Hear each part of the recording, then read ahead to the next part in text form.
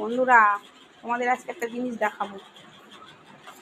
দেখো, আমার বরকে ধরে আনতে বলেছি, আমার বর একদম বেঁধে নিয়ে চলে এসছে। দেখেছো? দেখো কত সবজি নিয়ে এসছে। দেখো এরকমই করে।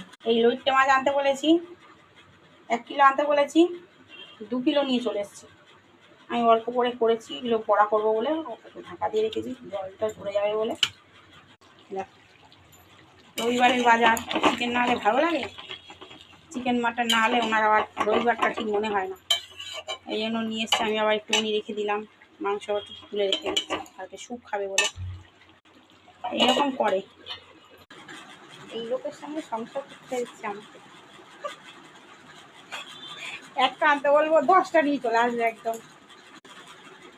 বললে আবার ঝগড়া অশান্তি করবে। বাবা, বলা যাবে না। আমার কি, দিদি খাবো,